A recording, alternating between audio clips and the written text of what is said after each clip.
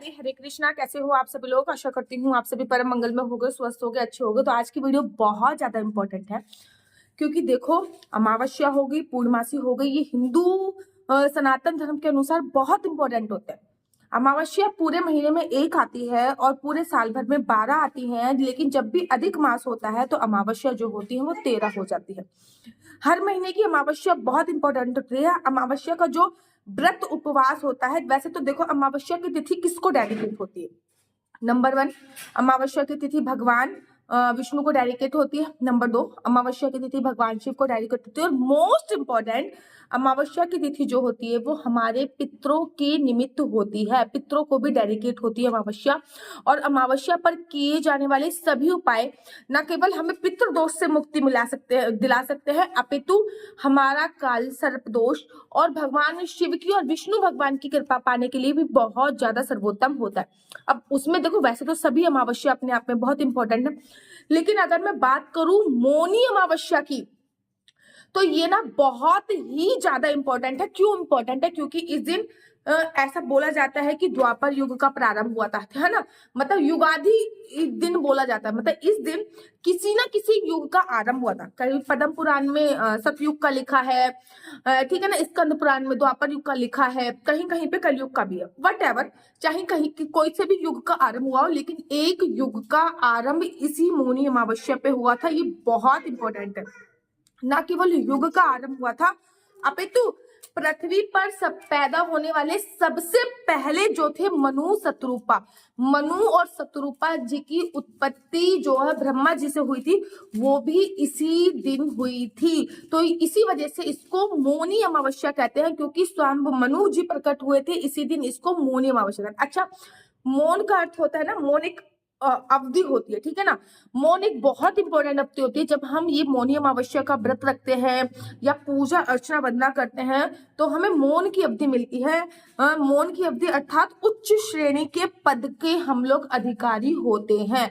इसलिए मौनी अमावस्या पर न केवल व्रत रखना जरूरी होता है, अपितु मौनी अमावस्या पर मौन रहना, जैसे कि नाम से प्रतीत हो रहा है, वो जरूरी होता है। व्रत रखना इतना कंपलसरी नहीं है मौनी अमावस्या पे, जितना कंपलसरी है मौन रहकर व्रत रखना। मौन रहकर व्रत रखने की बहुत बड़ी महिमा है। आप लोगों को पता है कि कुंभ चल रहा है। अब कुंभ में ना जो तीसरा स्नान बताया गया है वो मौनी अमावस्या पे है। देखो, वैसे तो माघ के महीने में गंगा स्नान की बहुत विशेष महत्वता है और उसमें भी अमावस्या तिथि तो बहुत इंपॉर्टेंट है, और उसमें भी मौनी अमावस्या तो मैं क्या ही बोल सकती हूँ। और उसमें भी कुंभ, अगर मौका लग रहा है तो कुंभ जरूर जाइए, ठीक है ना। लेकिन अगर नहीं जा सकती है तो घर पे ही कुछ कुछ तिथियां ऐसी हैं, जैसे कि जो जब कुंभ का मेला लगा है ना, तो कुंभ में 5-6 तिथियां ऐसी हैं जो बहुत इंपॉर्टेंट थी। उसमें कम से कम एटलीस्ट स्नान अवश्य और अवश्य कर लीजिए। कोई भी अमावस्या हो उस पर तुलसी पूजन की विशेष महिमा होती है, तो मौनी अमावस्या पर भी कम से कम तुलसी की 108 परिक्रमा अवश्य कीजिए, मौन रह के। जब मैं छोटी थी तो मैंने बकायदा अपनी माता जी को देखा था। हम स्कूल के लिए रेडी हो रहे होते थे, मम्मी से कुछ बात कर रहे होते थे, लेकिन मम्मी कुछ बोलती नहीं थी। समझ में नहीं आ रहा था कि मम्मी क्या कर रही हैं। जब वो स्कूल से आते थे तो देखते थे कि मम्मी तुलसी की जी परिक्रमा करने में लग रही है, तब भी नहीं समझ में आता था। लेकिन जैसे जैसे हम लोग बड़े हुए तब पता चला कि ये मौनी अमावस्या है। इस दिन मौन रहने की बहुत बड़ी महिमा है। इस दिन तुलसी की 108 परिक्रमा करने की बहुत बहुत बड़ी महिमा है। इस दिन तुलसी जी की विशेष पूजा अर्चना वंदना करने की बहुत बड़ी महिमा है। पीपल का पेड़, बट वृक्ष हो गया, पितरों के निमित्त खीर तर्पण करने की, पितरों के निमित्त खीर बनाने की, पितरों के निमित्त तर्पण करने की बहुत बहुत बड़ी महिमा कही गई है। तो माघ का महीना वैसे ही बहुत इंपॉर्टेंट है, और माघ का महीना विशेषकर डेडिकेट है भगवान विष्णु को। वैसे तो भगवान विष्णु को सभी महीने बहुत प्रिय है, लेकिन एक कार्तिक का महीना जो कि राधा रानी द्वारा निर्मित है।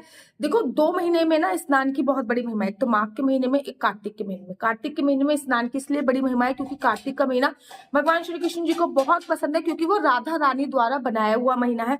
और माघ महीना स्वयं भगवान श्री कृष्ण जी का महीना बोला जाता है। भगवान श्री कृष्ण जी स्वयं गीता में बोलते हैं, जैसे पेड़ों में पीपल मेरा ही वास है, जैसे नदियों में गंगा मेरा ही स्वरूप बोला जाता है, वैसे ही मासों में माघ मास मैं ही हूँ, और तिथि में भी तिथि मेरा ही स्वरूप है। देखो, अमावस्या पर ना दान की भी बड़ी विशेष महिमा कही गई है, वो भी मौनी अमावस्या पे। हमारे पद्म पुराण में ऐसा वर्णन आया है कि मौनी अमावस्या पर किया गया दान आपको कोई भी दान से 100 गुना ज्यादा फल की प्राप्ति कराता है। सोचिए, जो दान आपने मौनी अमावस्या पे किया है उसका फल आपको कितना मिलेगा, 100 गुना होकर मिलेगा। अगर आपने किसी कारणवश मकर संक्रांति पे दान नहीं किया, पीरियड्स में थे, कहीं बाहर थे, कुछ हो गया था, मौनी अमावस्या बहुत अच्छा है। मौनी अमावस्या पे दान अवश्य करें। मौनी अमावस्या पर किन लोगों को क्या क्या दान करना चाहिए इसके ऊपर दूसरी सेपरेट वीडियो में बनाऊंगी। देखो, ये अमावस्या पर ना पानी में काले तिल डाल, सुबह सुबह उठिए ब्रह्म मुहूर्त में, पानी में काले तिल डाल के स्नान कीजिए। उसी काले तिलों का उपटन जरूर बना लीजिए। उसमें थोड़ा सा केसर डाल सकते हैं, चंदन डाल सकते हैं, हल्दी डाल सकते हैं। उसको अपने शरीर पे मलकर उपटन जरूर बनाइए। बहुत बहुत बहुत ज्यादा पावरफुल है। उसके बाद ना तर्पण के लिए तैयार हो जाइए। याद रखिए, पितरों का तर्पण इस दिन जरूर देना चाहिए, लेकिन ना इस दिन तुलसी तोड़ने की मनाही होती है। लेकिन एक दिन पहले अगर आप तुलसी तोड़ के रख लेंगे ना, तो पितरों को जो आप तर्पण देते हो उसमें कुशा, तुलसी, काले तिल, लौंग डालकर अगर आप तर्पण दोगे तो तुलसी क्या होती है, आपके पितृ किसी भी लोक में, किसी भी योनि में भटक रहे होंगे, वो भगवान श्री विष्णु जी के लोग विष्णु लोक में पहुंच जाएंगे। किसी भी तुलसी का कार्य होता है तारना। इस दिन गीता के 7वें अध्याय का पाठ बहुत ज्यादा इंपॉर्टेंट है। XYZ में अगर ये तिथि बोलूं ना, मौनी अमावस्या, और सबसे इंपॉर्टेंट है इस दिन मौन रहना, ठीक है ना। देखो, पूरे दिन मौन रहना असंभव है, ठीक है ना। अगर पूरे दिन मौन नहीं रह सकते हैं तो क्या कर, जब तक स्नान ना कर ले, नियम ले लीजिए कि मैं जब तक स्नान नहीं करूंगी तब तक मौन धारण करूंगी, या फिर मैं पूरे दिन में 5 घंटे का मौन धारण करूंगी या 6 घंटे का मौन धारण करूंगी। तो ये आप अपने माइंड में सेटअप कर लीजिए कि मैं पूरे दिन में इसका मौन धारण करूंगी या फिर इसका मौन धारण करूंगी। ऐसा बोलते हैं। इस मौनी अमावस्या पर ना तिल की ना गाय बनाकर, मतलब तिल को पीस कर उसमें थोड़ा सा गुड़ मिलाकर उसकी गाय नुमा आकृति बनाकर और उसके साथ थोड़े से चावल और सफेद रंग के कपड़े किसी योग्य ब्राह्मण को दान करने से आपके 7 जन्मों के जो पाप होते हैं वो क्षीण हो जाएंगे। अच्छा, इस पे तुलसी की परिक्रमा की बहुत विशेष महीना है। कैसे तुलसी की पूजा अर्चना वंदना करनी वो आपको दूसरे वीडियो में। अभी मैं आपको बताती हूँ कि आखिर अमावस्या है कब। अमावस्या तिथि का जो प्रारंभ हो रहा है ना, वो 28 तारीख को शाम को 7:05 पे हो रहा है। मतलब 28 तारीख को शाम को 7:05 पे अमावस्या तिथि का प्रारंभ हो रहा है। वही अमावस्या तिथि का जो विश्राम होएगा, अर्थात अमावस्या तिथि जो खत्म होगी वो 29 तारीख को खत्म होगी। वो भी 6:05 पे खत्म हो रही है। और 6:05 तक एक योग भी चलेगा जो कि 2 बजे से प्रारंभ होगा। 6:05 पे वो योग खत्म होगा, जिसको शिववास योग कहते हैं। शिववास योग में ये होता है कि भगवान विष्णु कैलाश पर्वत पे माता पार्वती के साथ विराजमान होते हैं, और इस समय पे जो भी उनकी पूजा अर्चना वंदना कर रहा होता है, भगवान विष्णु उनको मनवांछित फल की प्राप्ति कराते हैं।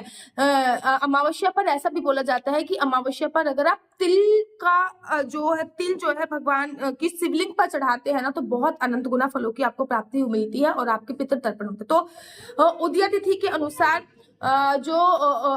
उदया तिथि के अनुसार जो अमावस्या तिथि है वो 29 तारीख को ही पड़ रही है। कोई भी कंफ्यूजन नहीं है स्नान दान की कब है या फिर स्नान की कब है, दान की कब है। अमावस्या एक ही पड़ रही है, वो 29 तारीख को है। उसी दिन वो स्नान दान की अमावस्या है, उसी दिन वो पूजा पाठ की अमावस्या है, उसी दिन वो व्रत इत्यादि की अमावस्या है। तो बहुत इंपॉर्टेंट तिथि है, ऐसे व्यर्थ नहीं गवानी है।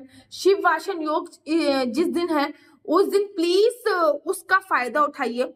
मौनी अमावस्या पर बहुत शुभ संयोगों के साथ है। अगर कुंभ जा सकते हो तो बहुत अच्छा है, नहीं तो घर के आसपास जो भी नदी है वहां पे स्नान कीजिए। नदी में स्नान नहीं कर पा रहे हो तो घर पे गंगा जल डाल के स्नान कीजिए, काले तिल डाल के स्नान कीजिए। जितना हो सके मौन धारण अवश्य और अवश्य कीजिए, ठीक है ना। तो 29 तारीख को मौनी अमावस्या बड़ी धूमधाम से बना रही है। अब कैसे पूजा पाठ करनी है, कैसे अर्चना करनी है, उसके लिए दूसरी वीडियो आप लोग मेरी जरूर देखिएगा। और अगर आप व्रत नहीं रखते हो तो कैसे पूजा करनी है, या फिर इस दिन क्या क्या विशेष उपाय जो आपकी जिंदगी बदल देते हैं वो कैसे करने हैं, वो आप मेरे को दूसरी वीडियो के माध्यम से प्राप्त कर सकते हैं। मेरा नंबर नीचे स्क्रीन पे फ्लैश है। मेरा नंबर है 429-20-25-65। दोबारा से रिपीट करती हूँ, 429-20-25-65। आपका बच्चा जॉब करेगा या बिजनेस करेगा, आप केवल मुझे अपनी डेट ऑफ बर्थ भेजिए।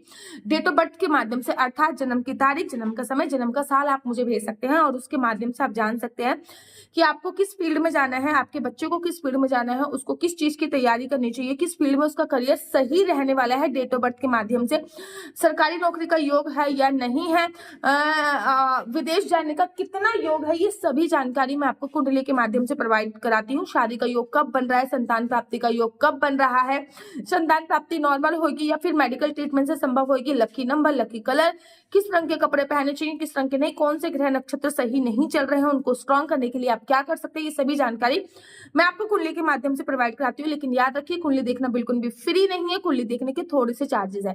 इस नंबर पर मुझसे किसी भी प्रकार से कोई भी क्वेश्चन आंसर पूछने के लिए फोन मत कीजिए। और अगर आपको मेरी वीडियो अच्छी लगती है तो आप अपना यूट्यूब चैनल हरि बोल को लाइक शेयर सब्सक्राइब करना बिल्कुल भी मत भूलिए। तब तक के लिए मुझे दीजिए इजाजत। राधे राधे, हरे कृष्णा, हरि बोल।